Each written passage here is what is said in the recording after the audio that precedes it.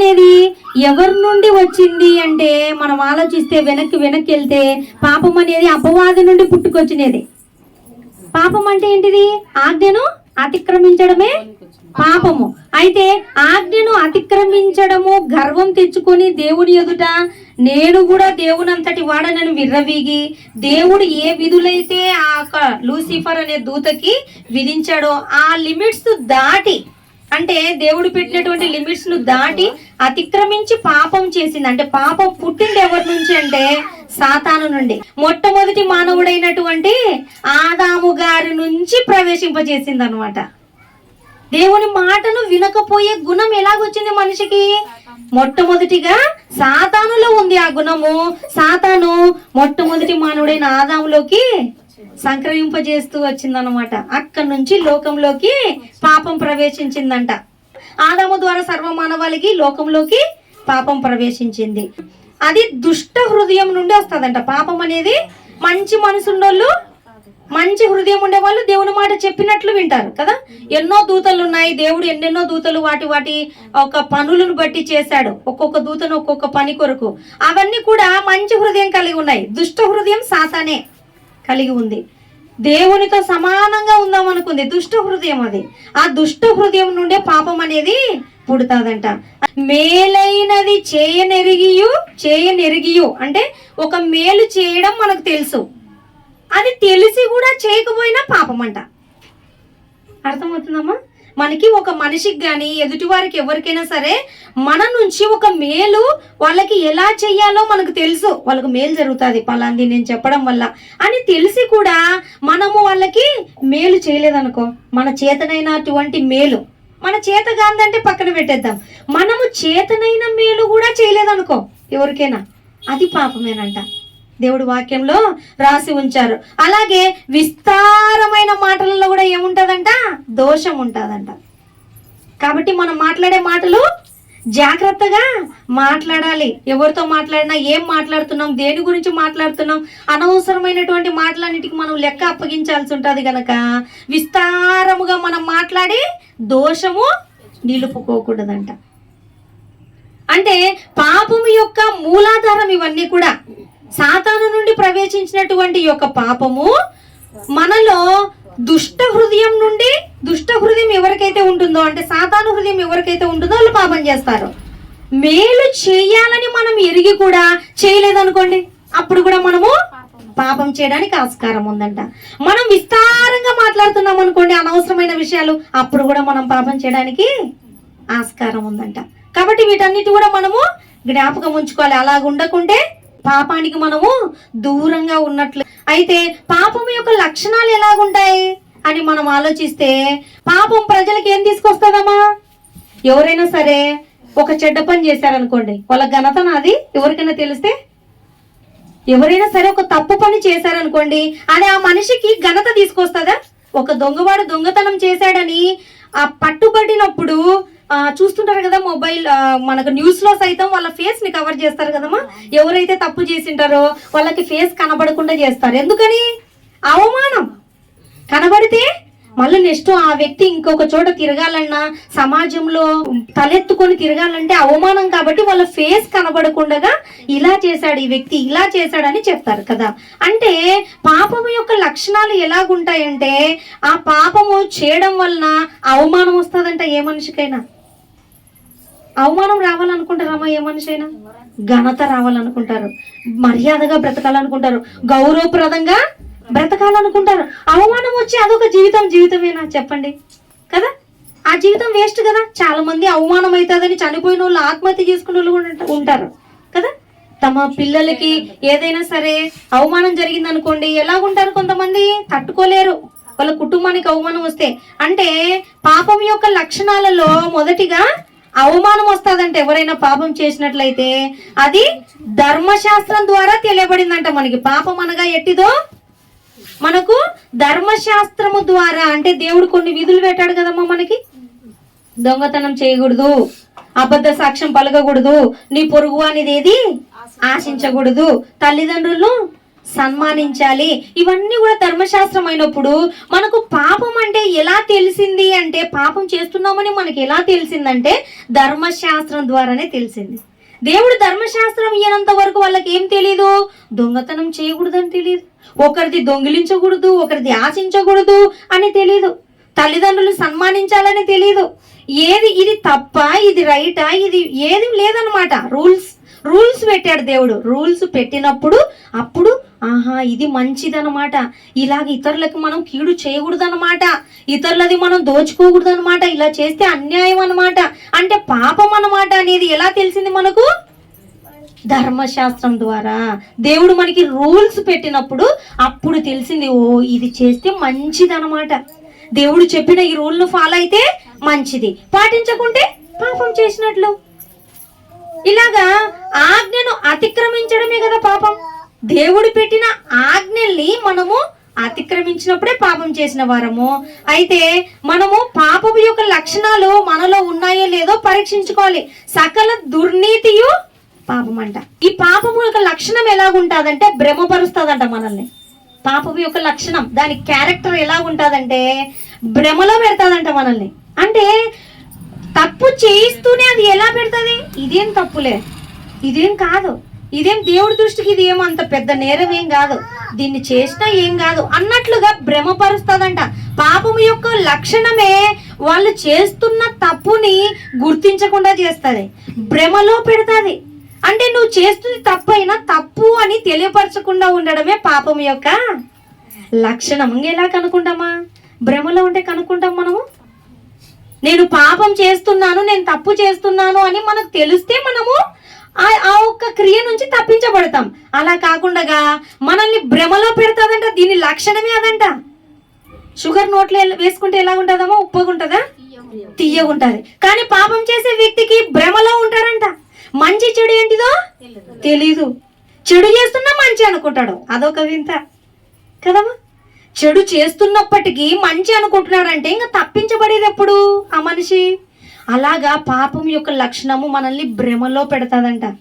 1 Timothy 5:24 తేటగా బయలుపడి న్యాయపు తీర్పునకు ముందుగా నడుచుచున్నవి మరికొందరి పాపములు వారి వెంట వెళ్ళుచున్నవి. తేటగా కనబడినప్పుడే కదా అది తప్పు అని సరి చేసుకోవడానికైనా పశ్చాత్తాపడడానికైనా ఆస్కారం ఉంటది. మరికొందరి పాపాలంట వారి వెంట వెళ్తా ఉంటాయంట. అంటే వీరు పాపాలు చేస్తూ నడుస్తుంటారు అనమాట. కొందరి పాపాలేమో తేటపరచబడతాయి, మరికొందరి పాపాలు వారి వెంటనే వెళ్తూ నడుస్తూ ఉంటాయంట. అంటే వారి జీవిత కాలం అంతయు పాపములో నడుస్తున్నప్పటికీ వాళ్ళు భ్రమలో ఉంటారు. అదే పాపం యొక్క లక్షణం అన్నమాట. అలాగే యేసుక్రీస్తు ఒక్కడే సర్వ మానవాళి కూడా పాపాన్ని చేశారంట. పాపపు లక్షణాలు కూడా వాళ్ళు కలిగి ఉన్నారు. ఎందుకంటే పాపం చేసినప్పుడు దాని గుణాలన్నీ కూడా వీళ్ళు పొందుకుంటారు, దాని సారం అంతా కూడా వీళ్ళు పొందుకుంటారు. ఎలాగంటే పాపం చేసిన ప్రతి ఒక్కరికి కూడా అవమానం కదమ్మా, ఘనతన. పాపం చేసిన వారికి అవమానం, అపకీర్తి, నిందలు, హింసలు, కష్టాలు, బాధలు ఇవన్నీ కూడా మనం పొందుకోవడానికి యోగ్యులము. అయితే యేసుక్రీస్తుల వారు ఈ లోకంలోకి రావడం వల్ల మనందరి కొరకు ఆయన ఒక్కడే మనందరి పాపాన్ని మోసాడు, మనందరి అవమానాన్ని ఆయన భరించాడు. మనందరి యొక్క నిందలు, బాధలు, కష్టాలు, శిక్ష అంతా కూడా యేసుక్రీస్తుల వారు ఒక్కడే అనుభవించాడంట.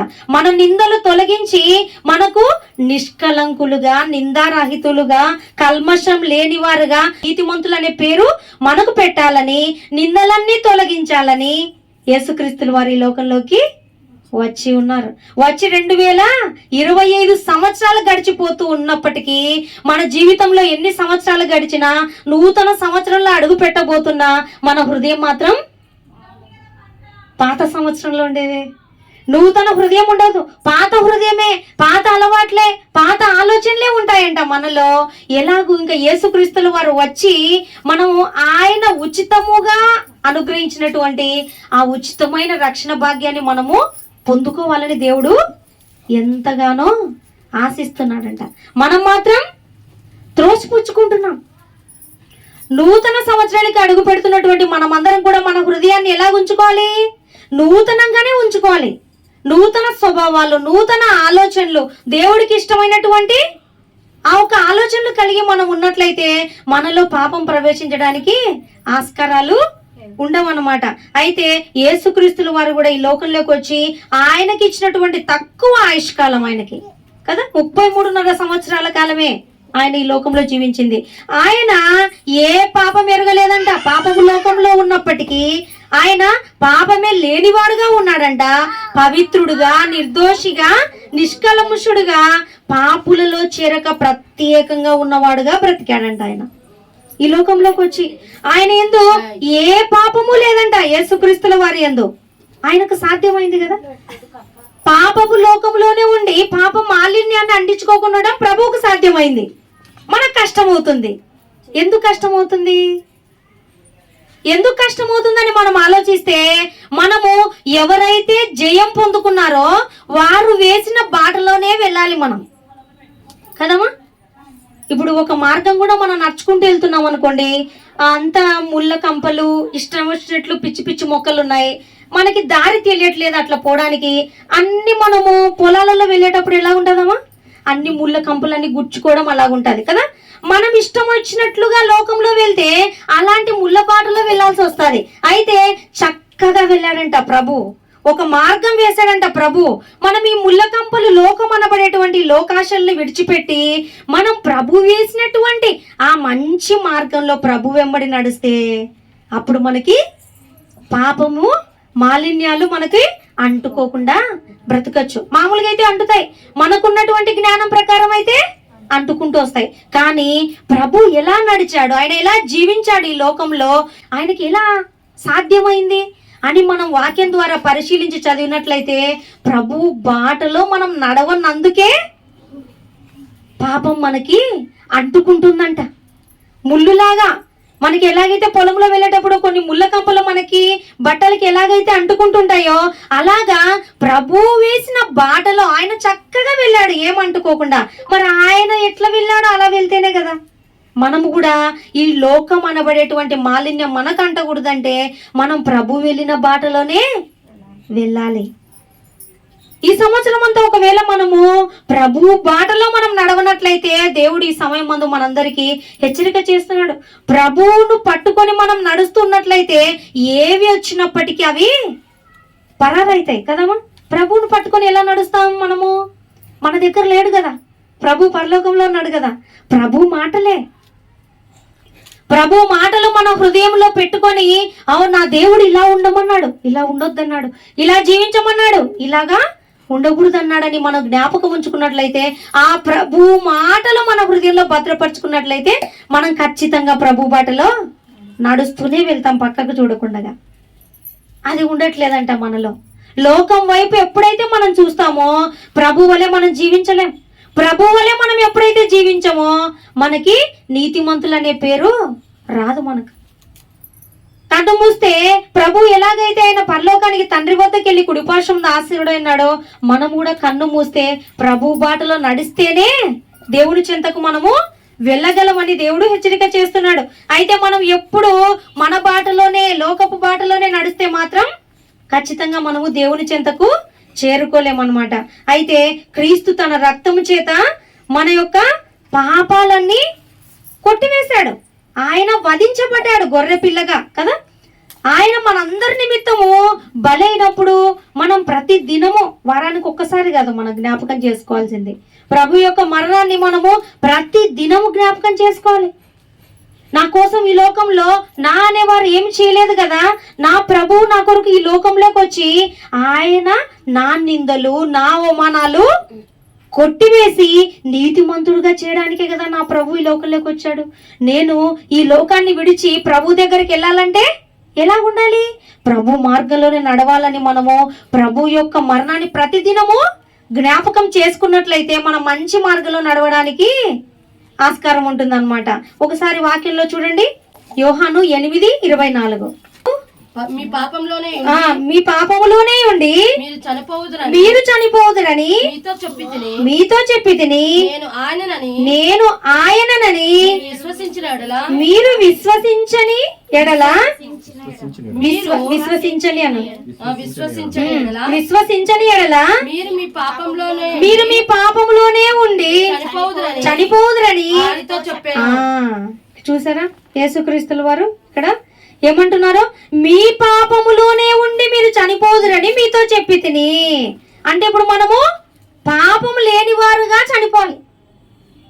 పాపమాలిన్యం మనలో నుండి తొలగించుకొని కొట్టి వేసుకొని చనిపోవాలి.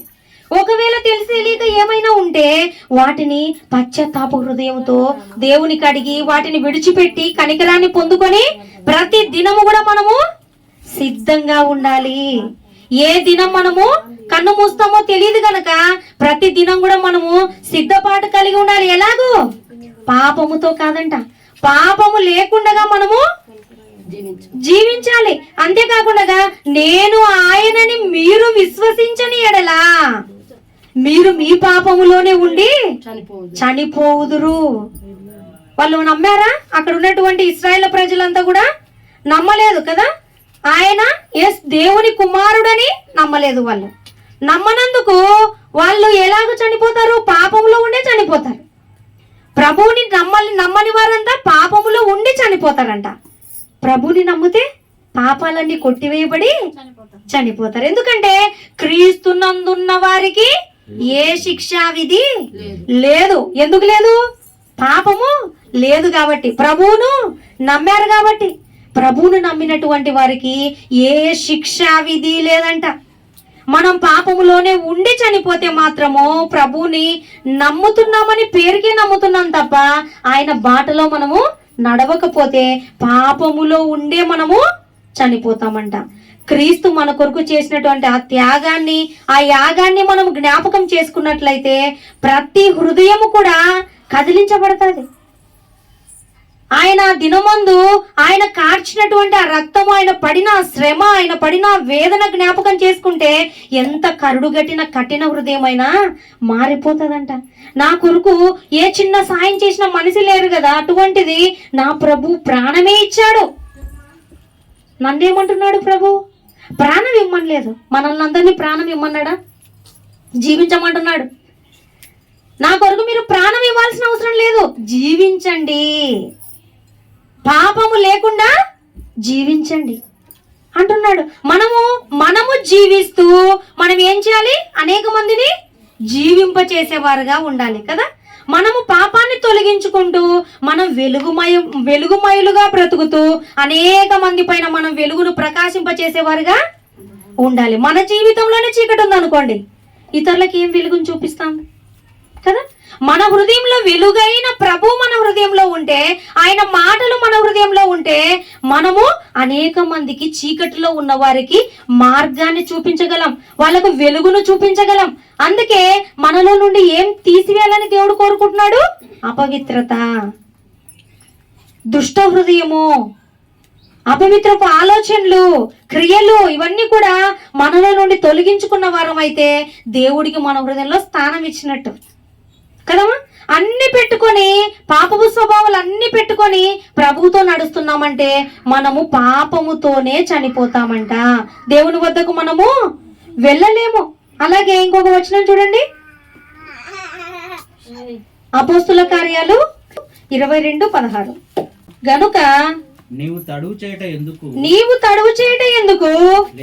లేచి ఆయన నామమును బట్టి ప్రార్థన చేసి బాప్తిస్మం పొంది నీ పాపములను కడిగి వేసుకొనుమని చెప్పెను. చూసారమ్మా? ఇంకా తడువు చేసుకోకూడదు అంటే ఇక్కడ కూర్చున్న వాళ్ళు దాదాపుగా బాప్తిజం తీసుకున్న వాళ్ళే కదా. రక్షణ మార్గంలో నడుస్తున్నామని అనుకుంటున్నాము, కానీ రక్షణను మనం సంపూర్ణంగా పొందుకోలేకపోతున్నాం. నీటిలో బాప్తిజం తీసుకున్నంత మాత్రాన మనం పరిశుద్ధులం అయిపోతామా? అప్పుడు మన పరిశుద్ధత జీవితం స్టార్ట్ అవుతుంది కదమ్మా. ఎప్పుడైతే మన పాపాలు ఒప్పుకొని ఈ దినం నుండి నేను బాప్తిజం తీసుకున్నాను, ఈ దినం నుంచి నేను పర్ఫెక్ట్ గా దేవుని కొరకు బ్రతుకుతానని ఆ రోజు నిర్ణయం తీసుకుంటారు. అంటే అది దేవునికి దగ్గరగా బ్రతకడానికి స్టార్ట్ అయిన దినం. అదే ఎండ అనుకుంటారేమో ఏమో ఈ క్రైస్తవులంతా కదమ్మా. క్రైస్తవులంతా ఏమనుకుంటారంటే, నేను నా పాపములు కడిగి వేసుకొని బాప్తీసం కూడా తీసుకున్నాక నాకే రక్షణ, కన్ను మూస్తే పరలోకం నాకే. కానే కాదు, అది స్టార్టింగ్ డే. అంటే మనము మన జీవితంలో ఆయుష్కాలం ముగించబడే ఎండింగ్ డే ఉంది చూడండి, లాస్ట్ దినం, మనం మరణించే దినం. ఆ దినం నుంచి ఈ లాస్ట్ అంత్య దినం, మన దినం వరకు, ఆయుష్కాలం ముగించబడేటువంటి ఆ దినం వరకు మనం ఎలా ఉండాలి? పరిశుద్ధంగా, రక్షణను కాపాడుకునే వారంగా ఉండాలి. బాప్తీసం తీసుకున్నాం గనక పరలోకానికి వెళ్తాం కాదు, ప్రభు మార్గంలో నడుస్తూనే ఉండాలి. ఎప్పటి వరకు? కన్ను మూసే వరకు. కన్ను మూసే వరకు స్టార్ట్ అయింది అంతే. బాప్తిసం తీసుకున్నప్పుడు మన యొక్క మారు మనసు జీవితం, పరిశుద్ధత జీవితం స్టార్ట్ అయింది. అయితే మనము నడుచుకుంటూ మధ్యలో శోధనలు రావా, మధ్యలో కష్టాలు రావా, మధ్యలో దుష్టాలోచనలు రావా, మధ్యలో అపవాద అడ్డు రాదా పరిశుద్ధత జీవితానికి? అయితే వాటన్నిటిని మనం జయించాలంట. ప్రతి దినం సాతానుకు మన పైన ఒక, మిగతా వారిని పట్టించుకోదాం అదంతగా, ఆల్రెడీ తన ఆధీనంలో ఉండే వాళ్ళ జోలికి రాదు అది ఎక్కువ. వీళ్ళు నా సంబంధులు, ఏం పర్వాలే, ఇంకా వీళ్ళు విగ్రహాధం చేస్తారు, వాళ్ళు త్రాగుబోతులు, వీళ్ళు వ్యభిచారులు, వీళ్ళంతా నా క్యాండిడేట్స్ కాబట్టి వాళ్ళని కాదు నేను పట్టుకునేది. ఎవరిని? బైబిల్ పట్టుకొని నేను బాప్తిసం తీసుకున్నాను, నేను పరిశుద్ధంగా జీవించాలని, నేను నడుచుకోవాలనుకుంటున్నాను అని బైబిల్ పట్టుకొని నడుస్తున్నాను చూడండి, వాళ్ళను పట్టుకుంటుంది. వాళ్ళ అవసరం దానికి ఎందుకు? ఇంకా నా క్యాండిడేట్స్ అందరు నా మార్గంలో నడుస్తున్నారు, నడవంది మీరే కదా, కావాలా మీరు ఇప్పుడు నాకు అని, అది మన పైన ప్రతి దినం ఫోకస్ చేస్తుంది, ప్రతి దినం మనకి శోధించాలని చూస్తుంది. అయితే మనము ఈ వాక్యాన్ని ఎప్పుడైతే మన హృదయంలో భద్రంగా భద్రపరుచుకుంటామో అప్పుడు అది వేసే ఎన్ని పన్నాగాలకైనా మనం నో నో అని చెప్పేస్తాం అనమాట. ఎప్పుడు సరెండర్ అవుతామంటే దాని యొక్క ఆలోచనలకి, ఎప్పుడైతే మనము దేవుని మాటలు మన హృదయంలో ఉంచుకోమో అప్పుడు ఖచ్చితంగా శోధనలో పడిపోతాం. అంటే పాపం మనలోకి ప్రవేశిస్తుంది. బాప్తిసం తీసుకున్నా పడగొడుతుంది అది. బాప్తిసం తీసుకుంటే ఎండింగ్ అనుకుంటున్నారు కానీ క్రైస్తవులు, అక్కడ స్టార్ట్ అవుతుంది పరిశుద్ధమైన జీవితం. మనం మరణించేంత వరకు కూడా ప్రతి దినము కూడా దేవునిలో ఎంత నిష్టగా బ్రతుకుతున్నామో. నేను ఈ దినంలో ఏదైనా సరే పొరపాటు చేశానా, దేవుని బాధ పెట్టానా, ఈ దినమంతా దేవుడు నన్ను ప్రాణంతో ఉంచి ఆరోగ్యాన్ని ఇచ్చి నా కుటుంబంలో ప్రతి అవసరతలో తోడుగా ఉంటున్నటువంటి ఆ దేవుడికి నేనేం చేశాను? నా దేవుడు నాకు ఎన్నో చేస్తున్నాడు, కానీ ఆ దేవునికి నేనేం చేశాను? ఎంతసేపు ఉన్న దేవుడి నుండేనమ్మా మనం కోరుకునేదాన్ని? దేవునికి మనమంటూ ఏం చేసేది లేదా? దేవుడు ఏదైనా చేయాలని కోరుకుంటే ఒకటే, నువ్వు వెలిగించబడ్డావా, ఇంకొక మందికి వెలుగును చూపించు. నువ్వు రక్షించబడ్డావా, ఇంకొంతమందిని రక్షించు. నీ చేతనైనంత మట్టుకు. నువ్వు బాగా జీవిస్తున్నావు ఆత్మీయంగా, ఇంకొంతమందిని నువ్వు రక్షించాలని. అంతకు మించి మన నుంచి దేవుడు ఏం ఆశించడు. మన నుంచి కోరుకునేది అదొక్కటే, ఇంకా ఏమి ఇవ్వాలని ఆయన కోరుకోడు. ఫస్ట్ మన హృదయంలో ఆయనకు చోటు కావాలి. అనేక మంది హృదయాల్లో ఆ పాపపు లక్షణాలు తొలగిస్తూ దేవుని యొక్క ప్రేమను వాళ్ళకి చూపించాలంట. మనమే మారినటువంటి మనమే చూపించాలి వాళ్ళకి దైవ ప్రేమని. ఇంకెవరు చూపిస్తారమ్మా? మారు మనసు పొందిన మనము చూపించక, మారనటువంటి వాళ్ళు చూపించక ఈ సమాజానికి ఎలా తెలుస్తుంది చెప్పండి దేవుని ప్రేమ అంటే? తెలియదు కదా. ఆ చూపించడానికి దేవుడు మనల్ని బ్రతుకునిచ్చి కాపాడుతున్నాడు.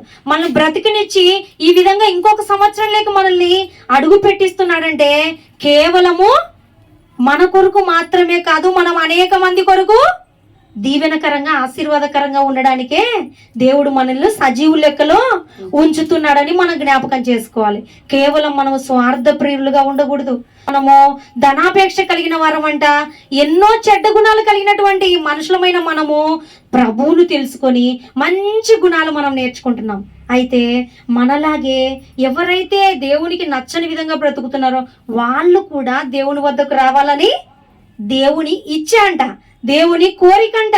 అందరూ అంతటా మారు మనసు పొందాలని దేవుడు కోరుకుంటున్నాడంటమ్మా. అందుకే ప్రభు రాకడ ఇంకా రాలేదు.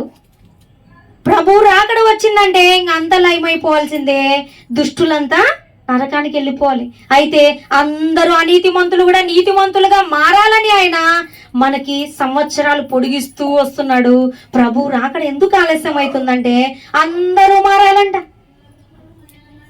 అందరూ మారాలంటే మన వంతు ప్రయాస మనం కూడా చెయ్యాలి కదమ్మా. లేదంటే వాళ్ళు మారడానికి తక్కువ అవకాశాలు ఉన్నాయి ఇప్పుడున్న కాలంలో. ఈ సోషల్ మీడియా, ఇంటర్నెట్, ఇన్స్టాగ్రాము, ఇవన్నీ వీటన్నిటిని బట్టి ఆలోచిస్తే ప్రభు ప్రేమ చూపించాల్సింది ఎవరంటే, ప్రభు ప్రేమ ఎరిగిన మనం, రుచి చూచిన మనమే ఇతరులకి ఆ టేస్ట్ ఏంటిదో వాళ్ళకు కూడా రుచి చూపించాలి మనం. అదే కోరుకుంటున్నాడు దేవుడు. ఈ సంవత్సరం అంతా దేవుడు మనల్ని కాచి కాపాడినందుకు గాను నెక్స్ట్ సంవత్సరంలో అడుగు పెట్టించబోతున్న కారణాన్ని బట్టి మనము ఏం కృతజ్ఞత కలిగి ఉండాలి? మన పవిత్రతను మనం కాపాడుకుంటూ అనేక మందిని పవిత్రులుగా మార్చే పనిలో మనము ఉండాలంట. దేవుడు కోరుకుంటున్నాడు. ఇదే ఆయన కోరికంట. దేవుని ప్రజలైతే ఎలా ఉండాలి? ప్రతిదినము మనం ఏమైనా తెలిసి తెలియక పొరపాట్లు చేస్తే ఆ దినమే ఒప్పుకోవాలి. ఒప్పుకొని విడిచిపెట్టాలి. చేస్తూనే ఉండకూడదు. దేవుడు క్షమించే దేవుళ్ళే అని చెప్పేసి చేస్తూనే అడుగుతూనే మళ్ళీ క్షమిస్తాడులే అని మళ్ళీ సారీ చెప్పి దేవునికి మళ్ళీ చేస్తూనే ఇలా ఉండకూడదు. మనము ఒక్కసారి ఏదైనా సరే పొరపాటు చేస్తే దాని నుంచి మనము పశ్చాత్తాపం కలిగి దేవుని ఎదుట విడిచిపెట్టాలంట. వాటిని పట్టుకొని ఉండకూడదు. ఇంకా వాటిని ఒప్పుకుంటూ ప్రతి దినము కూడా మనము మారు మనసు పొందుతూ ప్రతి దినం ప్రార్థనలో గడుపుతూ దేవుని వెలుగులో మనము నడవాలంట. దేవుని వెలుగులో మనం నడిచేంత వరకు మనకేం కనపడుతుందమ్మా వెలుగులో? ఇక్కడ ఏం అడ్డుంది, అక్కడ ఏం ప్రమాదకరమైన ఉన్నాయి, ఏమైనా నాకు నష్టం కలిగించే ఉన్నాయా, వెలుగులోనే కదా కనపడతాయి. అలాగా ప్రభు యొక్క వెలుగులో మనం జీవిస్తున్నట్లయితే ఓ ఇది తప్పు, ఇది ఒప్పు, ఇది పొరపాటు చేస్తున్నా, ఇలా చేయకూడదు అని మనకు తెలుస్తుంది. అలా కాకుండా లోకపు యొక్క ఆలోచనలో మనం జీవిస్తే ఆ లోకానుసార్లు అందరు చేస్తున్నారు కదా ఇలాగే, వాళ్ళు చేస్తుంటే నేను చేస్తే తప్ప భ్రమపరుస్తాదంట అపవాది. పాపం యొక్క లక్షణమే అదంట. మనల్ని భ్రమ పెట్టి చెడును కూడా మంచిగానే చూపిస్తుందంట. అందుకని మనం ఎలాగుండాలి? చీకటి సంబంధులుగా ఉండకూడదు. ప్రభు వెలుగులో ఎప్పుడైతే మనం జీవిస్తుంటామో మనలో ఉండే లోపాలు ప్రతి దినం సరి చేసుకోవడానికి అవకాశం ఉంటుందంట. కాబట్టి మనము దుష్ట జనులు ఉన్నట్లుగా పాపానికి దాసులుగా మనం ఉండకూడదు. అపరాధాలు చేస్తూ చచ్చిన వారంగా మనం ఉండకూడదంట. అలాగే మనము ఇంకా పాపము చేయుట మానకుండా ఉంటారు ఎవరు? దుష్టులు. మనం నీతిగా జీవించాలనుకుంటున్నప్పుడు ఏం చేయాలి? పాపాన్ని మానాలి. మానకుండా ఉండడం కాదు, మానాలంట, విడిచిపెట్టాలంట. దేవుని కనికరం అప్పుడు మనము పొందుకుంటామంట. దేవుని ప్రజలైనటువంటి మనమందరం కూడా మనము పాపము నుండి విమోచించబడ్డాము. కానీ సేవకులందరూ ఇంకా మొత్తుకోవాల్సి వస్తుంది. పాపం చేయొద్దండి, దేవుని ఇష్టానుసారంగా బ్రతకండి అని ప్రజలకి చెప్పాల్సి వస్తుంది. దేవుడు ఎందుకమ్మా? విమోచించబడినప్పటికీ మనం అవే క్రియలే చేస్తున్నాం. పాపాల నుండి విముక్తి కలగజేశారంట యేసుక్రీస్తుల వారు. మనం మాత్రం వాటికే దాసులుగా ఉంటామంట. ప్రభువుకు దాసులుగా ఉండనందుకే దేవుని బాధ. అందుకే దేవుడు హెచ్చరిక చేస్తున్నాడు, మనము పాపము నుండి విమోచించబడ్డాము. ఇప్పటి నుంచి మనము వెలుగులో జీవించే వారంగా ఉండాలి. అంతేకాకుండా పాపం విషయమై మనం ఇంకా బ్రతికి ఉండొచ్చా? చనిపోయాం. ప్రభు ఎలాగైతే ఆయన పాపం పైన విజయం పొందుకున్నాడో మనము కూడా పాపం విషయమై ఒక్కసారే మృతి పొందామంట. క్రీస్తుతో పాటు మనము ఇప్పుడు ఉన్నాము. కానీ దేవుని లెక్కలో, దేవుని ఆలోచనలో ప్రభు ఎప్పుడైతే తిరిగి లేచాడో ఆయనతో పాటి మనము కూడా ఆయన ఆలోచనలో లేపబడిన వారము. ఎవరైతే రక్షణ పొంది ఉన్నామో, ఎవరైతే ఆయన యొక్క ఆలోచనలో ఉన్నామో, ఆయన చేత ఏర్పరచబడిన వారంగా ఉన్నామో మనమందరం కూడా ప్రభువుతో పాటు ఆ దినమే తిరిగి మృత్యుంజయులమయ్యామంట. అంటే మన పైన పాపము ఇంకా ఏలడానికి ఆస్కారాలు ఇవ్వకుండా చూసుకోవాలి. మనం పాపము ఏలడానికి ఆస్కారాలు ఉన్నాయి. ఎందుకు? సాతానుండే ఈ లోకంలో ఉన్నాం కాబట్టి, లోకానుసారులుండే ఈ లోకంలో ఉన్నాం కాబట్టి. కానీ ప్రభువుతో పాటు మనం అందరము పాపం పైన విజయం పొందుకున్న వారమంట. పాపం విషయంలో చనిపోయిన వారమంట. నీతి విషయమై బ్రతికాం. మనం నీతి కొరకు మాత్రమే మనం బ్రతికి ఉన్నాం. క్రీస్తునందు సత్క్రియలు చేయడానికే మనల్ని మనల్ని పుట్టించాడంట. క్రీస్తునందు సత్క్రియలు, వాక్యానుసారమైన క్రియలు చేయడానికే మనం పుట్టి ఉన్నాం ఈ లోకంలో. ఆ పని నిమిత్తమే మనం వచ్చాం.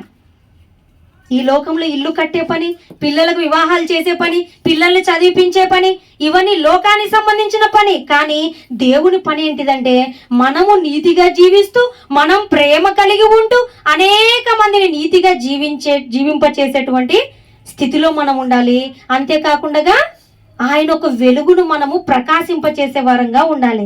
ఆయన గుణాలు ఎప్పుడైతే మనము ఈ లోకంలో చూపిస్తామో, ప్రభు గుణాలు ప్రేమ, జాలిపడ్డం, కనికరపడ్డం, క్షమించడం, సహించడం, ఓర్చుకోవడం, ఇవన్నీ ఎప్పుడైతే మనలో కనబడతాయో ఆయన గుణాలు మనలో ఉన్నాయనుకోండి, ఆ గుణాలన్నీ మనలో. అప్పుడు అన్యులు చూసినప్పుడు ఏమనుకుంటారో తెలుసా? నిజంగా ప్రభువును నమ్మితే, ప్రభువుని దగ్గరికి వెళ్ళే వాళ్ళు ఇలాగుంటారా? నేను ఎన్ని మాటలన్నా ఆమెని, ఆ సిస్టర్ని, అయినప్పటికీ నన్ను క్షమించింది, నాతో ప్రేమగా మాట్లాడింది. చూసారా? ప్రభు ప్రేమని, ప్రభు వెలుగుని, ప్రభు గుణాలని మనము అలాగ ప్రకాశింపచేయాలి. మనమే గొడవ పడుతూ, మనమే కోపగించుకుంటూ, మనమే చీకటి సంబంధాలుగా ఉంటే ఇతరులకు మనం ఎలా చూపించగలం ఆయన గుణాలు? చెప్పండి.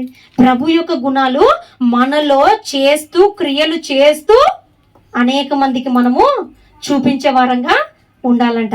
వాళ్ళకి ప్రభు ప్రేమను మనము చూపిస్తూ అనేక మంది నీతి మార్గంలోకి రప్పించే వారంగా ఉండాలంట. అలాగ మనము ప్రతి దినము కూడా మన గతములో ఉన్నటువంటి ఆ పాపాల విషయమే మనం సిగ్గుపడాలి. ఏవైతే మన జీవితంలో ఇప్పటి వరకు చేసి ఉంటామో దేవుడికి ఇష్టం లేనటువంటి క్రియలు, ఆలోచనలు, వాటి విషయమై మనం మర్చిపోకూడదు. వాటి విషయమై సిగ్గుపడితేనే అవి మళ్ళీ చేయకుండా ఉంటాం మనం. కొంతమంది ఉంటారు, ఎన్ని చేసినా పొరపాట్లు ధైర్యంగా జీవిస్తుంటారు కదమ్మా. నా అంతటి వాడు లేడన్నట్టు, నేను పర్ఫెక్ట్ అన్నట్టు జీవిస్తుంటారు, పొరపాట్లన్నీ చేస్తూ కూడా. అంటే వాళ్ళు సిగ్గుపడడం లేదు, పాపాన్ని బట్టి సిగ్గుపడడం లేదు. దేవుని పిల్లలమైన మనము ఒక్కసారి ఏదైనా పొరపాటు చేస్తే ఆ విషయమై సిగ్గుపడాలంట మనం. అరే, ఇంకొకసారి నేను అటువంటిది చేయకూడదు, ఆ పొరపాటు ఇంకా నా జీవితంలో ఎప్పుడు చేసి నేను దేవుణ్ణి బాధ పెట్టకూడదని మనము వాటిని జ్ఞాపకం చేసుకొని ఎప్పుడు కూడా వాటి జోలికి వెళ్ళకుండా ఉండాలంట. మన జ్ఞాపకం చేసుకునే వారంగా ఉండి సిగ్గుపడేటట్లుగా ఉన్నామా, లేదంటే ఆ పాపాల వెంబడే నడిచేటువంటి వారంగా ఉన్నామా? ఈ సంవత్సరం అంతా దేవుడు మనకి బ్రతుకునిచ్చాడంటే కేవలం మన పట్ల ఆయన కృప చూపిస్తున్నాడు కాబట్టి. మనం మంచివారం అని బ్రతికిలేము. మనం మంచివారంగా ఇంకా ఏదో పర్ఫెక్ట్గా లోపం ఏదో ఉంది, చిన్న లోపం, ఆ లోపం సరి చేసుకోవడానికి మనం నూతన సంవత్సరంలో అడుగు పెట్టబోతున్నాం. ఇంకా మనం ఏదో ఆయన బాధ పెట్టకూడదు. వచ్చే దినాలు గడిచే కొద్దీ మన ఆయుష్కాలం అంతా ఇప్పటి వరకు ఆయన్ని బాధ పెట్టినట్లయితే ఇక ముందునైనా నూతన సంవత్సరంలో అడుగు పెట్టబోతున్నటువంటి మనము నెక్స్ట్ సంవత్సరం నుంచి అయినా మనం ఏం తీసుకోవాలమ్మా తీర్మానం? ఇంకా నేను పవిత్రంగా జీవించాలి, నాలో ఇప్పటి వరకు చేసినటువంటి ఆ క్రియలు ఏవి కూడా నాలో ఉండకుండా చూసుకోవాలి. ఆ ప్రభు గుణాలు నేను కలిగి ఉండి ప్రభు ప్రేమను అనేక మందికి చూపిస్తూ అనేక మందిని కూడా ప్రభు వెలుగులోకి తీసుకురావాలని మనమందరం నిర్ణయం తీసుకోవాలి. ఆ విధంగా దేవుడు మనందరికి కూడా తోడుగా ఉండి నడిపించును గాక. ఆమేన్.